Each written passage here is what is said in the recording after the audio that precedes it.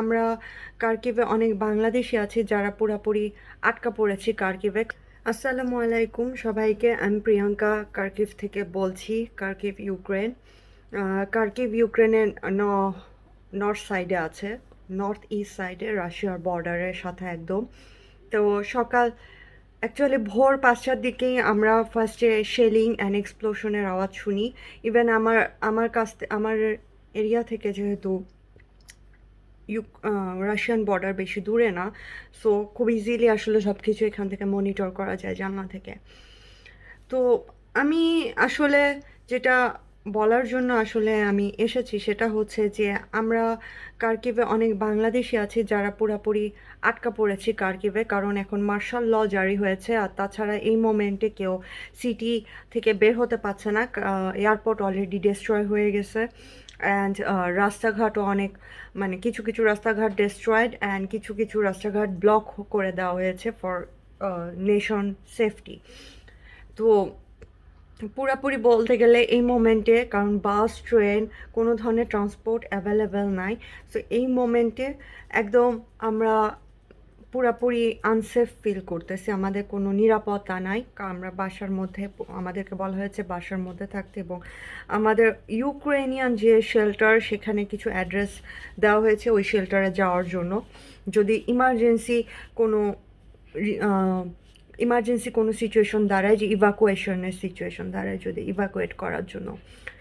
তো আমি অবশ্যই আমরা পোল্যান্ড অ্যাম্বাসিতে যোগাযোগ করেছি, বাট এই মোমেন্টে যেই তাদের যে ইনস্ট্রাকশন, সেই ইনস্ট্রাকশন যারা কার্কিভে আছে তাদের পক্ষে আসলে মেনে নেওয়া, মানে তাদের পক্ষে পালন করা পসিবল না। বিকজ আমাদের অবস্থা, মানে এটা যেহেতু হুট করে হয়েছে কার্কিভ সিটিতে, সো এটা মানে সিটি থেকে বের হওয়া একদমই ইম্পসিবল এই সময়টাতে। দ্যাটস ওয়াই আসলে আমাদের মাননীয় প্রধানমন্ত্রী শেখ হাসিনা এবং আমাদের পররাষ্ট্র মন্ত্রণালয়ের কাছে এটাই আবেদন যে আমাদের জন্য কিছু ব্যবস্থা করা হোক।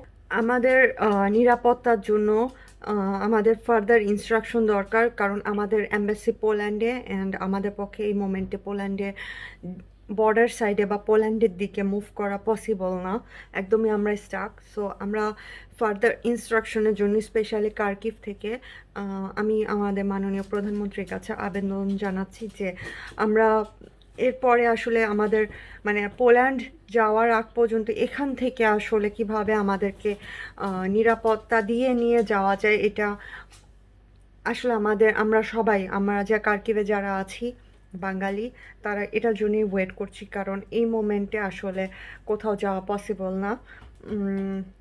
আশা করি আমাদের জন্য আমি আবেদন করছি আসলে, কারণ এই সময়টাতে খুব ভয়ভীতির মধ্যেই কাটাচ্ছি আমরা।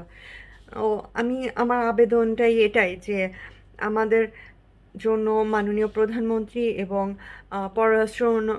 পররাষ্ট্র মন্ত্রণালয় একটা কিছু স্টেপ নিবে, স্পেশালি যারা কার্কিভে আছে। ধন্যবাদ সবাইকে।